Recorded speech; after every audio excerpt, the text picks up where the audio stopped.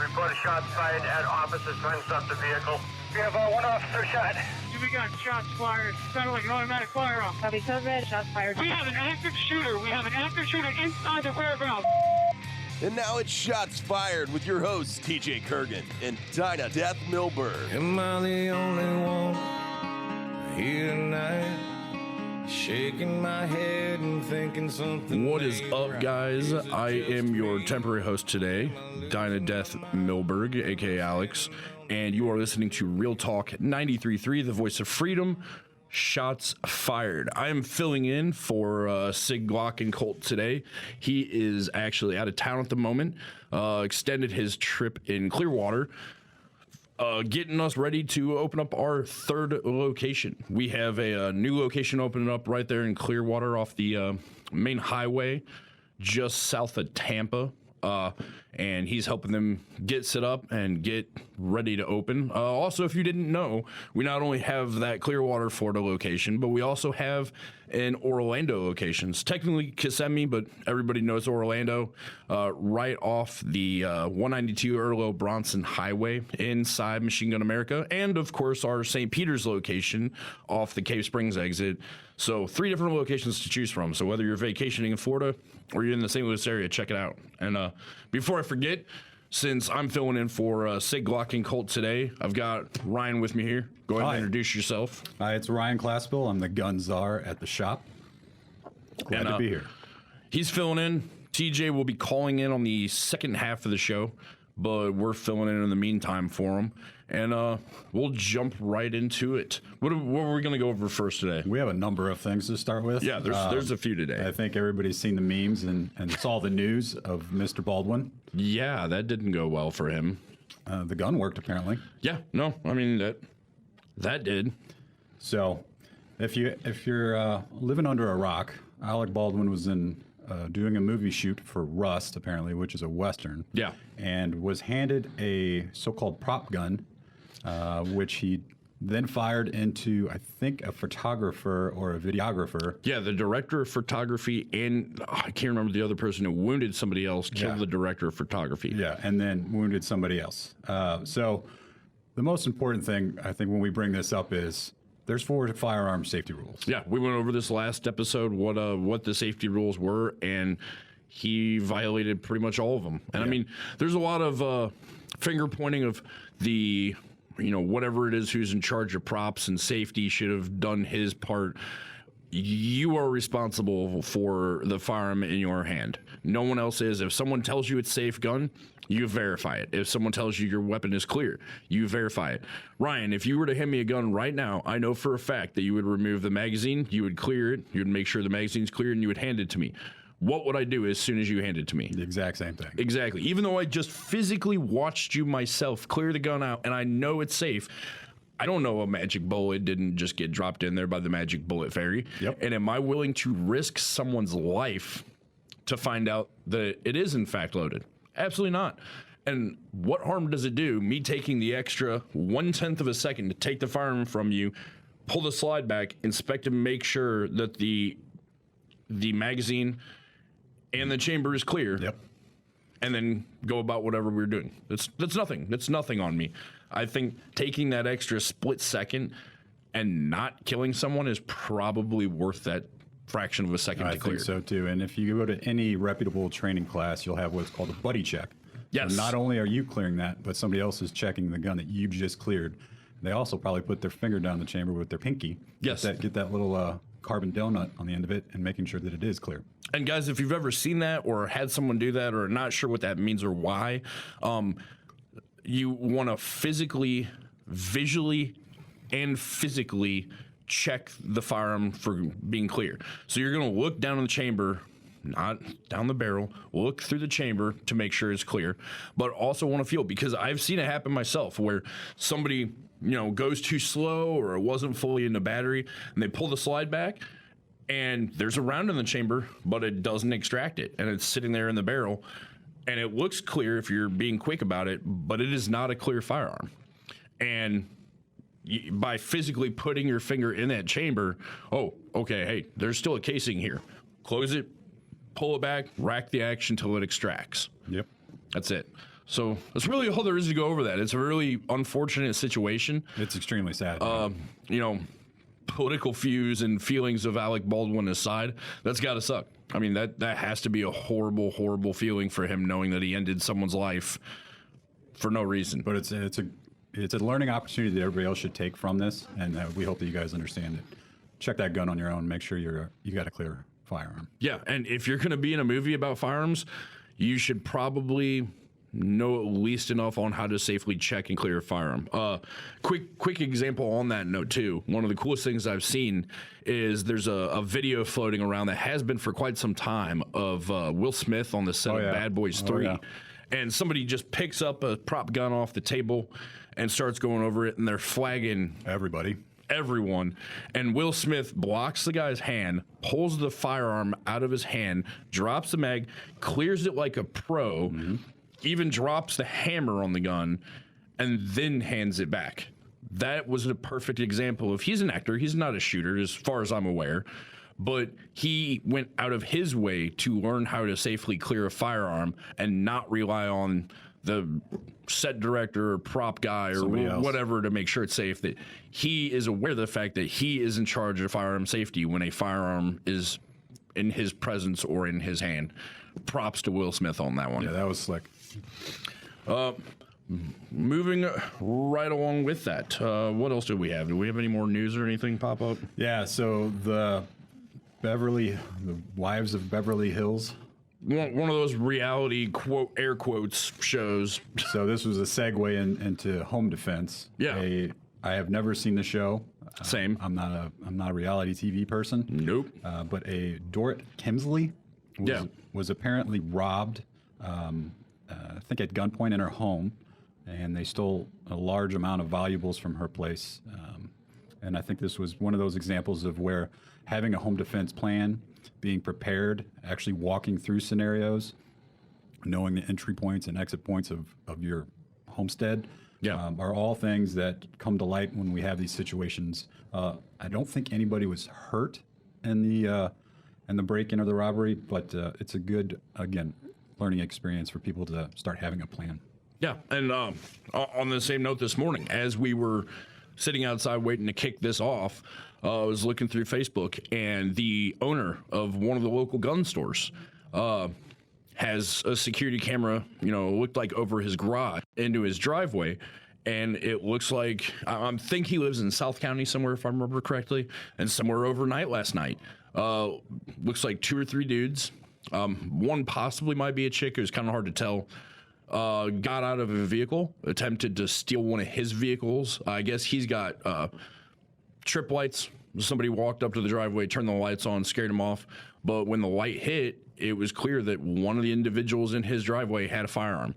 So here we are, that we've got multiple people, not just one, but again, like we've talked about, multiple people intending to do bad.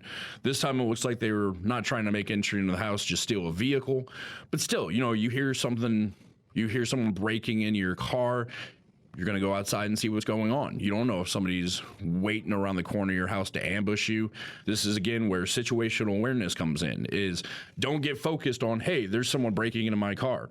If you see someone breaking into your car, where are his 2 buddies? What's to your left? What's to your right? What's behind you? Do you have enough light? Do you have a flashlight? Do you have a weapon? There's a lot of... Break this down. We'll definitely use this entire first segment for it. There's a lot of possibilities that people don't think of. We covered... Where does the assailant expect you to come from, too? Yeah. Are you going to come from that garage door? Because I know the moment that door opens, I know where you're coming from. Yep. Are you going to come from that front door? Because I know my eyes are on your front door, because that's where I'm expecting you to come out from. So also put your mind in the perspective of evil, so you can figure out what they're going to try to do. If I was a bad guy, I'd be waiting on the porch or around the corner of the house, have someone, my buddy, blatantly breaking and stealing the car, but just to have his back, wait around the corner, because you expect someone's either going to, A, come out of the garage, like you said, which I have not seen a garage door yet that doesn't make quite a bit of noise in the dead of night when it opens. Yep. It's obvious that you're coming out. Go out the front door. If I'm waiting around the corner of the house, I don't even have to have a weapon other than like a baseball bat. I can just clock you over the dome or something, because a lot of people are going to get focused in and sucked in on that individual breaking into the vehicle. In his case, that would have been really easy to do and completely understandable. You verbally engage, hey, get out of here. I've got a weapon. I've called the police, something like that. That's great. But what you don't know is his buddy right around the corner, 5 feet away from you, now with your, towards your back, is creeping up behind you and about to clock you over the head with the baseball bat. Or has a taser or something. Yeah. Not to mention, did you leave your door open? Did you leave your door cracked? We already know it's unlocked now because you just came out it. So depending on what kind of people they are, they were stealing your vehicle. Now they've gained access via you to get inside your home as well. So these are all things to think about. Personally, just off the top of my head, hearing this situation, I never even thought about this until this very moment. But the best thing to do, call the cops, and if you're going to go out and inspect your look, go out the back of your house. Loop around from the back, catch everybody off guard. Gives you an opportunity to see if there's anybody hiding around the corner, and also catch everybody off guard. Fully expect you to come out of your front door of your garage, not out the back of your house and wrap around. Yep. Or be really good friends with your neighbor and have, crossing fields of fire. Or that. I feel like that might be a stretch for some. I think that's where we're going in this world. So. The way it's going lately, yes. And again, we're going to go over home defense and, from inside the vehicle both today, because both are increasingly common scenarios that are continually happening. This chick who's on the Beverly Hills reality show, catching people breaking into her house, armed assailants breaking into her house, the local gun store owner having armed assailants in his driveway trying to steal his stuff. This is an increasing thing. We were talking about people at a gas station pump, videos going around of that they're pumping gas and somebody sneaks right in, pops in their car and takes off. I've also seen ones where people climb in and get into the back seat and take you hostage. Well, and we've seen ones where there's kids in the car and they don't care. They're taking the vehicle anyway. Yeah. And while we were doing this, I was doing some research on response times, just in like St. Louis City and St. Louis County, to give you guys, just to wake some people up, right? Yeah. One of the things that I saw, there was a news report released in August of this year. 89% of 911 calls were being answered. 89%. Which means 11% aren't. Yeah, it means you're being put on hold. And the current response time on average, I don't know if this was St. Louis City and St. Louis County, was around 5 minutes. And if anybody has more clarification on, county response time versus city, let us know, message it into our Instagram or Facebook or something. But they can't be everywhere at once, right? No. And that's a given. And I'm not saying anything against the police officers. And it is what it is. It is what it is. If they're dealing with something else, it's going to take time to get there. And at first, 5 minutes doesn't sound that bad. I think average is 7 to 12 or something. Yeah, hold your breath for 5 minutes. See if that's not a long time. Yeah, how much damage could you do in 5 minutes? By the time you're calling, something typically has already happened. Things are already in progress. I've shot stages with 10 targets that require 2 rounds in less than 10 seconds. Yeah, that's a lot of time to a lot of things happen. You can easily gain entry, ransack somebody's home, and shoot someone and still be able to get, a mile or two away in 5 minutes. 5 minutes for me, that's going from, one town to another via the highway. That's 5 minutes can be an eternity in a situation like that. Yep. And I feel like, maybe that's something that people need to look into as well, is what is the average response time for the police in your area? Because I feel like that's a good thing to know. If it's 30 minutes, especially you might need to have a plan. If you're rural. We're going to go ahead, take a quick break, and we will continue on with home defense and vehicle defense, guys. This is a perfect time to talk about Whip Machine. Who is Whip Machine? Whip Machine is a company out of Texas making some of the best and most affordable suppressors and sound mitigation devices out there. If you're not wanting to get into the whole suppressor NFA tax stamp game and you don't want your names on a list and et cetera, the SME, sound mitigation eviscerator. I never figured out the E part. Is a fantastic device. It gives you a muzzle brake with a blast shield to help direct that vicious muzzle blast from your AR away from the shooter. If you decide you really want to be quiet, Whip Machine has a variety of different suppressors from 22 all the way up to 300 Win Mag and everywhere in between. Not only are they nice, they're affordable. We're talking $500 and under. Whip Machine, guys, check them out. Am I the only one here tonight?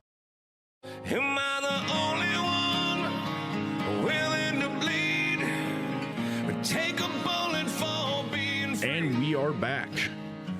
So, what input you have for home defense in either of these situations? You come out and you discover somebody breaking into your car, or you come out of your room and there's an armed dude in your living room. Well, the first thing I would do is have already run these scenarios through where I live or what my floor plan is. Yeah. What I would do personally is probably going to be a little bit different than somebody that has a family or has a large estate. Yeah, because right now it's just you, so you don't have to worry about anybody else. It's just me. I do live in an apartment complex, so I do have to worry about over-penetration. But the last time I was on the show, we kind of talked about force continuum, right? So is this some punk kid that just kicked in the door and is thinking it's empty and trying to swipe some stuff? Can I get this guy out of here with verbal confrontation, like get the F out or you're gonna die kind of thing? Or is this guy really in here for some evil means? And if he is, I'm prepared for that. I make sure that I've practiced with having to put my glasses on if I take my contacts out. I've practiced with laying down on a bed and trying to get up as quickly as I can to engage within 3 seconds. Like these are things that I practice, and maybe it's a little paranoid, but I just want to be prepared for what's out there. Now, if you have a family, you need to make sure that you can navigate your house in complete darkness. When I instruct people on firearms and firearm safety, I say, all right, you're good at this, but can you do this with your eyes closed? And if you can get to that level of proficiency where you can navigate your house, you understand where your walls are at, you can get to your children's room, you can grab something to defend yourself, you can work a phone with one hand while you have your hand on a gun. Those are things that are really important. One, can I create distance between me and the threat? And then if I have to engage that threat safely, can I create space to escape? Because I try to want to avoid any confrontation if I can, just because of all of the legal bullshit, and I don't want to put anybody under that I love in harm's way. And then two, making sure that you have good security protocols with video. These cameras these days are amazing. They have infrared, they're cheap, they're wireless. You can hook them up to everything. You can see them from your app. Those doorbell cameras are like $75. Yeah, That's it. and then there's decoy cheap. cameras too. Like getting all of this stuff set up so that you are a hard target. Be hard to kill, right? Yeah. And having these things in place are very, very important. There's a lot of videos out there that can show you how to do this so you can capture the majority of your house on video. And there's ways to make sure that you can do it cheaply. Like you don't have to drop $10,000 to have a good home defense plan. No, not at all. And I mean, with the cameras too, that helps you not just for your safety's sake, but can save your butt. If you have to show up and, if there's no cause for a criminal case, that doesn't mean you're clear from a civil court case. And, if they're trying to allege that you went, above and beyond, or you were too aggressive, or I don't know, whatever they throw at you, being able to show video inside your house where, if you're obviously terrified, you had your firearm, you gave notice, you didn't walk in blasting. Yeah, you did everything you could, and shooting or harming the person in your home was your last ditch effort. That could help your case. So camera's not a bad thing to have at all, as well as, like you said, it makes for a good deterrent. I'm a lot less likely to try to break into your house if you have, a camera. Well lit. Yeah, it's well lit. There's no way I can sneak up in the shadows. And then there's a camera at every entrance to your home. You know what? Not worth it. I'm going to get busted. There is no way I'm getting in here and getting out and not getting caught or killed in the meantime. Not interested. And there's other things you can do that are even cheaper. You can change the length of the screws that are in your door on your deadbolt. Yeah. Most of them I think are like 1.5 inch screw. You put 3-inch screws there. It makes it a lot harder to kick in. You can buy these $20 door stops that people use at hotels all the time. You put it at the bottom of your door. you can't kick that door and you have to blast it off with det cord or C cord. No, I mean, you are not getting You're in not there. getting in, and these are very cheap things you can do to be a hard target. Is it paranoia? No, because these people don't care anymore. They literally. Guys, I mean, we're in a day and age where the police are quitting left and right. They're not responding like they used to. They're under a ton of scrutiny, and you're responsible for your security. No one is coming. You're on your own, and it is what it is. Sometimes, we'd like it to be different, yes, but it is what it is, and you have to deal with the cards you're dealt. And you are in charge of your family's protection and security. The cops are there to clean up the mess after the fact and do the reporting on what happened. And, that's the way it is these days. Crime is increasing. People are getting nastier and nastier out there. We're seeing more stuff like this on a daily basis. And it's now happening in areas you typically don't hear about it. I mean, locally, there's been carjackings in O'Fallon. Recently, there was a woman carjacked by 5 kids, like teenagers, at like 11 o'clock in the morning. I mean, a decent time, broad daylight, in a very busy area. If you've been on, main area of Wentzville during a weekday during, 11 to 6 p.m., it's insane. Yeah. And I mean, they're doing this in broad daylight. They do not care anymore. So, whereas before it may have been a bit of paranoia, these are important things to know and have a plan for. We're getting close to the end of this segment, and we're going to kind of transition back to where we were last time, where we were discussing fighting from your vehicle. You're in your vehicle and somebody tries to carjack you, or, locally and nationally, we've heard a lot with women in their vehicle getting kidnapped for being sold into sex trafficking, or, some of it I've heard is gang initiation. There's a lot of stuff going on like that. And what do? Vehicle is a confined area. That is much like fighting in a basement, not ideal situation for fighting. So what are some things you can do? And TJ's Sig Glock and Colt's going to call in and weigh in on this as well, as he's had a lot of training there. You've had a lot of training in this area. Yep. And it's an important thing to know. So we'll go ahead, guys, and take another break, and then we will be back with Sig Glock and Colt joining us to go over safely fighting from inside your vehicle. Am I the only one not brainwashed? Not the only one. All right, guys, we are back from another break, and joining us is our usual host, TJ Sig Glock and Colt. He's calling us in for Florida. I prefer if you refer to me as the HMFIC in the future, if that's possible. Apologies. I will get right on that. I will make a note of that. Everybody knows what HMFIC means, right? It's the head, mother, something in charge. Yes, one of those other letters we're not supposed to say here. Yeah, because just about everything we do here, we have to speak in code.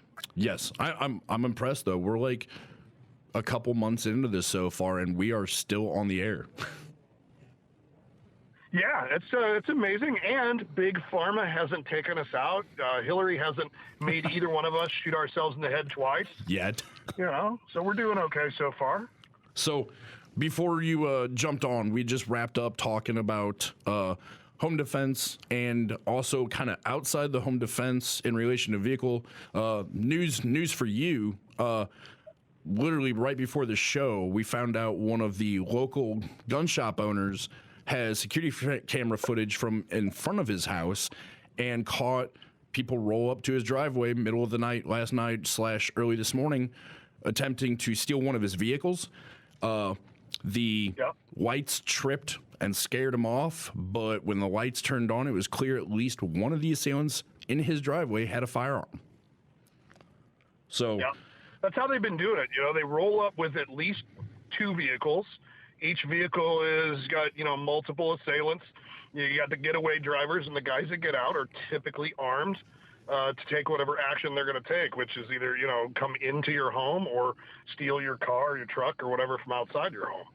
Yeah, and I mean, that's what we started talking about, how that goes, and, stuff I'd never even thought about till as we were talking about it. It's one of those that kind of comes to you as you're discussing it, that, you go out to approach, confront, check on the vehicle because you heard a noise or something, there could be people hiding around the corner of your house. And then we kind of discussed that, and then we went over, okay, now you're in your vehicle, you're at a gas pump, you're at a drive-through, you're at, a stoplight or stop sign, something. ATM machine, getting some money out, and you're in your vehicle and you get approached.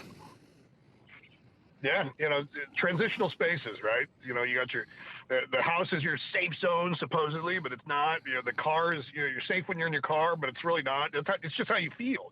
You feel safe when you're in your car, and it's an illusion because your car, all that's protecting you from the boogeyman outside your car is a thin sheet of glass that can be broken with a little bitty pointy piece of metal. Absolutely. Right? And so when you're in your car, there's a whole host of things you need to be thinking about.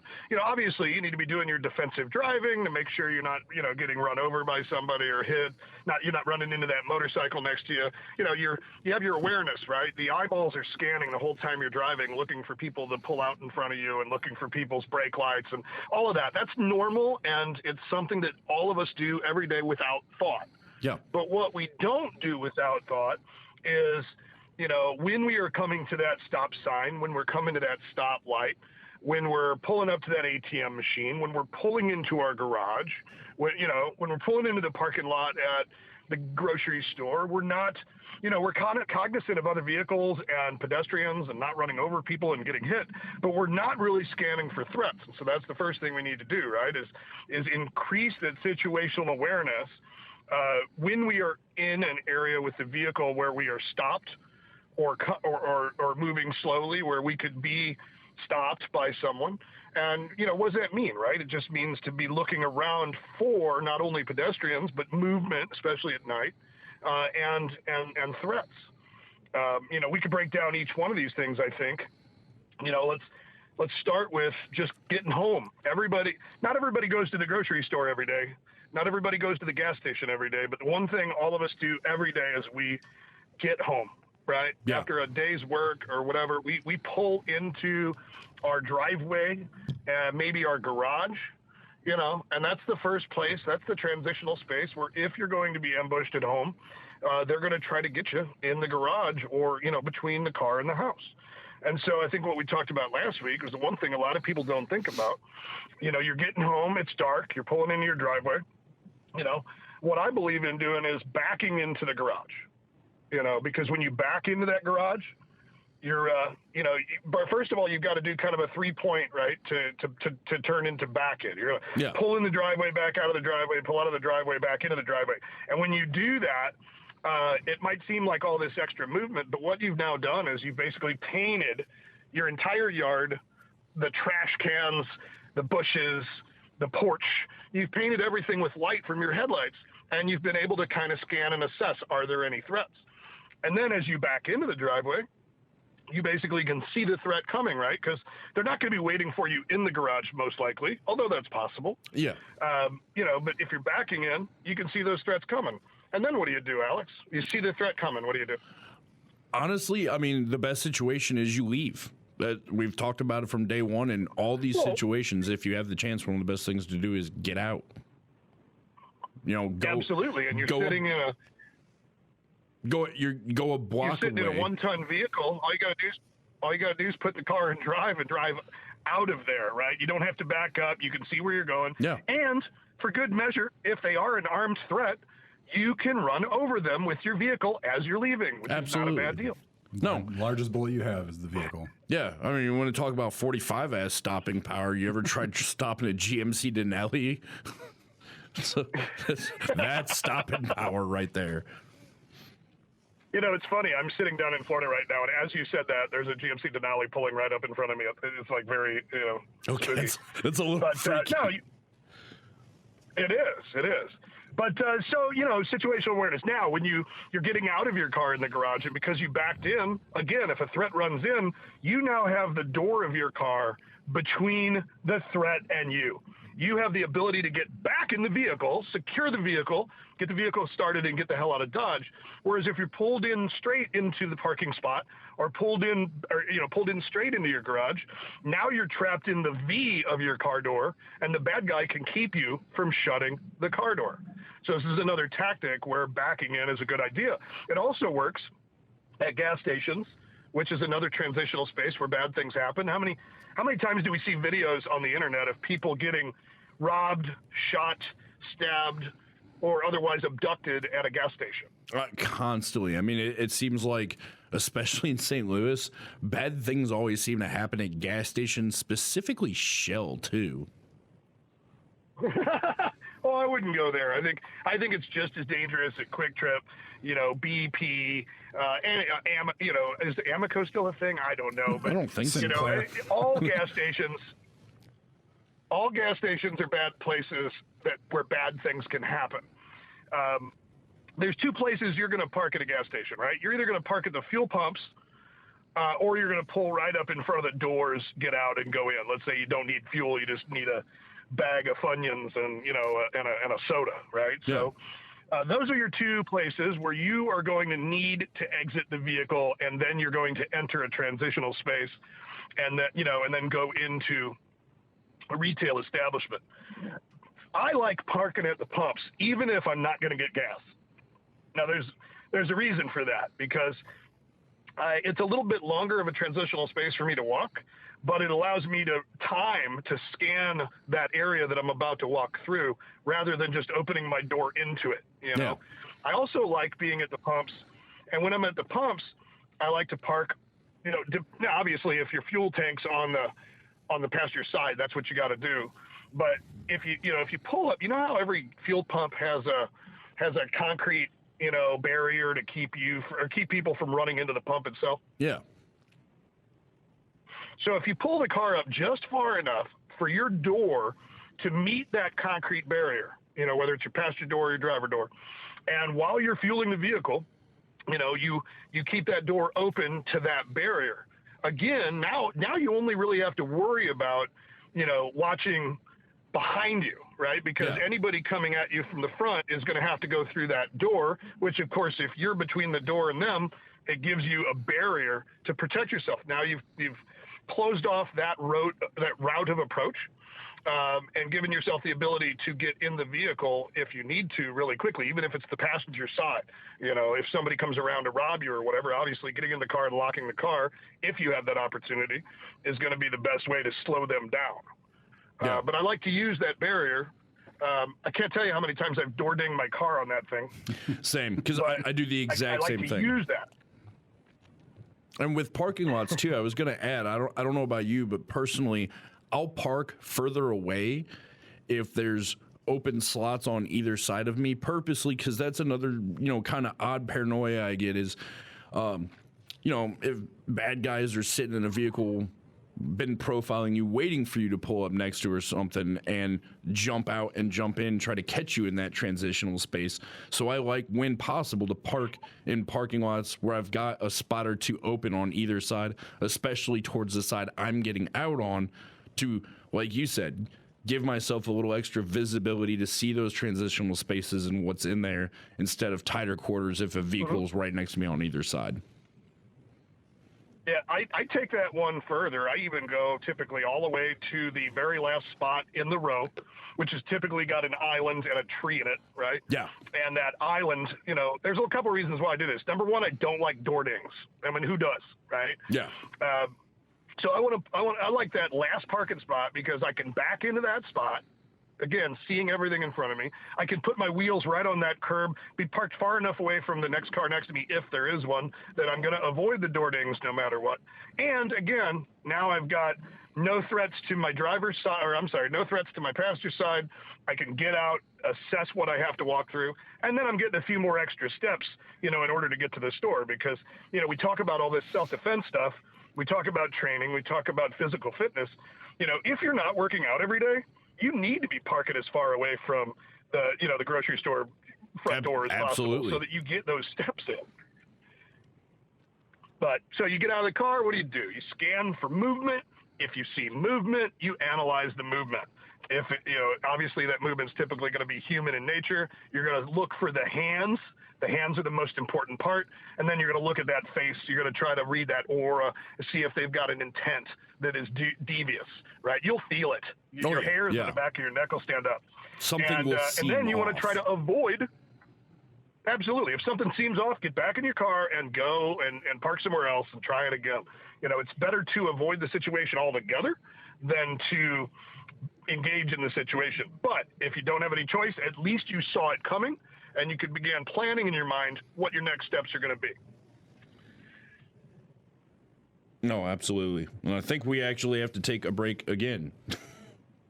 Right as we get going. Yeah, they don't give us a whole lot of time here. When we get back, I guess we'll talk about what happens if the S blank T or SH blank T hits the fan while you're in the car and you find yourself facing an armed threat. Oh, that's always fun. Yeah, that's probably not really. Cars are bullet magnets. It's true. We're going to talk about that in the next break. How do you do that testosterone therapy you've been on while you're out of town with your peptides and everything? Well, that's an excellent question, Alex. As you guys know, I go to Precision Fitness in Creve Coeur, and Jamie Spicer over there takes care of everything about me. Alex is doing it now. We get testosterone therapy, peptide therapy, which peptides are cool, man. They actually get your hypothalamus to make your body secrete human growth hormone, actually create it organically in your body, and it tricks your hypothalamus into thinking you're 18 again. And so I'm doing the testosterone, I'm doing the peptides, I'm doing a bunch of different supplements that he's got me on that make me feel great. I perform longer. I've got more stamina for fighting and all these different things. And when I go out of town, basically Jamie gives me all the needles I need, all the syringes, and actually gives me my prescription to take with me. Now, you got to keep the stuff cold, so you keep it in a little cooler full of ice, when you fly on the plane, put it in your luggage, whatever. Not testosterone, but the peptides you have to keep cold. And I used to just take it with me, and I do my shot. I do a little bitty 10cc shot every morning, another one every night, and then I do my testosterone every 3 or 4 days.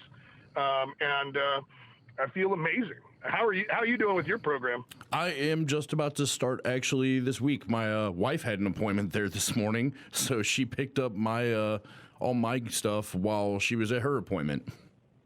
So I should be able to tell you And your wife's next doing week. all the things that all the lovely girls. women want to do, right? She's doing the lip injections or the Botox or the filler or the microderm or the facials or all that stuff. My wife, the HBIC, is there almost every week doing something. And I let her, and I love it because she looks beautiful, she feels beautiful, and let's be honest. That's what you want in a life. When you want to feel good, you want to look good, and that's a great place to start. Precision Fitness in Creve Coeur. Check them out. Am I the only one who quit singing along? Welcome back, guys. This is Ryan, the Gun Czar. I'm jumping in now because it's tough to get a word in with these guys. But really quick, while TJ was talking about defensive driving and some other things about vehicles, I wanted to throw in a couple things. One, put your ego away when you're driving. Absolutely. That's one of the things that has led to the death of a lot of people, so put that guy away. But as we talk about entering a violent conflict with a vehicle, I want you to keep in mind you should always be scanning your vehicle when you're coming to that vehicle. Say you're leaving the grocery store or the gas station. Act like you're a police officer going on a traffic stop. When you come up to your vehicle, you need to make sure that there's nobody sitting in the back of it, there's nobody around it, your tires don't look like they've been messed with, because a lot of women are getting kidnapped because they're loosening the lug nuts, following the vehicle, and then taking the girl because the wheel falls off. Also, be sure that you lock your doors immediately when you get in the vehicle, and I would highly suggest turning your auto unlock off when you put the car in park. Just a couple things. Now we're going to jump in. That's a good point, Ryan. That's a great point. You guys Turning have that auto unlock off. Yeah. Well, we're the chosen few. But the thing that Ryan also noticed, so I drive Mercedes-Benz AMGs, and all of my AMGs have the same thing, and Ryan hates it. Whenever you come to a stop sign or a stoplight or you come to a stop, they turn off just to save that gas, and as soon as you touch the gas pedal, they fire back up, and there is a moment of hesitation, Sure, you're saving the environment, you're saving a little bit of fuel, but it could cause you your life if you're working in an environment where you don't want to hesitate when it's time to get out of Dodge. So that's also something to consider turning off in your car if you travel through or work in areas where bad things can happen at the stop sign. Yep. Does that make sense? So what else? Oh, also, when you rent a car, this is something I'm big on. You know, if you travel for work, things like that. Pat McNamara is always talking about this in basic dude stuff, right? When you rent a car, or get a new car for that matter, or get a car loaner from the car dealership because yours just broke down, make sure you know where the unlock button is and the door handle is. Because sometimes getting the hell out of your car as fast as possible is the best course of tactical action to take. Cars are bullet magnets, and they are in no way safe from attack. You don't have bulletproof glass. The doors aren't bulletproof. Even a 380 will go through a car door, right? Yeah. We want to get out of that car as quickly as possible and find hard cover should we be engaged and not able to exit the area. So we're blocked in now. There's a car in front of us. We weren't smart enough at the intersection to leave some room between us and the car in front of us to be able to get out of there if the carjacking tries to jump off. You know, don't get boxed in. You know, stand off of the car in front of you. Have an exit plan where forward motion can continue. But if that doesn't work and you got somebody, you're actually taking fire, it's time to get the hell out of the car. Yeah, and I mean, too many people, I think, get sucked into, I have to stay in the vehicle. You know, like you said at the beginning, you get that false sense of security in your vehicle. And even though, again, parroting off you, a 380 is going to punch right through, we feel like our car is much safer than it really is, and people don't think to get out. They think you get out of your vehicle, you've just exposed yourself, when in reality, I look at it as your car is a literal death trap. If it's dead. Yeah. I think the rule is gas then lead. Yeah. So give it gas until it can't go anymore, and then start throwing lead. And obviously, if you've got a vehicle that can bust through, let's say somebody's boxed you in, you've got a car in front of you, they've backed up, they boxed you in the parking lot or the gas station. If you have the car running and you can get out of there, you can ram your way out, right? Yeah. Ram your way out. But if you can't, and then, you know, there's so many scenarios we could talk about, but we only got 4 minutes left of this show, so we really just need to talk about, you're in a situation where you can't get out, you can't drive your way out, the bullets are flying, you want to get out of the bullet magnet, and you want to use the bullet magnet only until you can find better hard cover. Ryan, can you speak to fighting around the vehicle? What is hard cover that'll stop a bullet versus what is just concealment, which only hides you from your threat and does not stop the bullet? Yeah, so I learned this firsthand in one of the first vehicle classes I took with a guy known as Travis Haley, and the vehicles were a Saturn Coupe. I think I heard it. And a Pontiac Sunfire.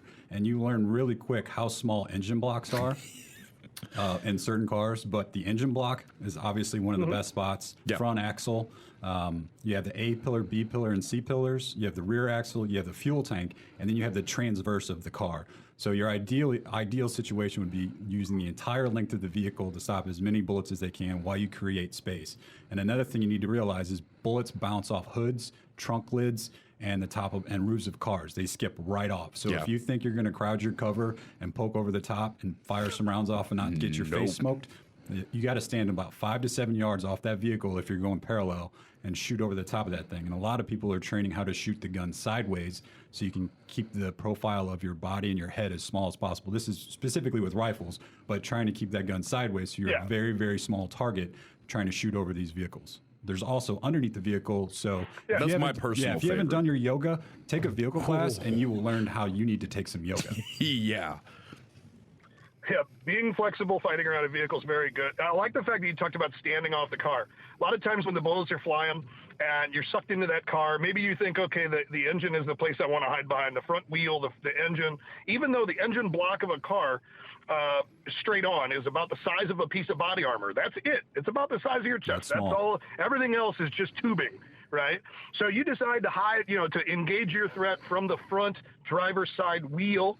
You got the wheel, you got the engine, you think you're in cover.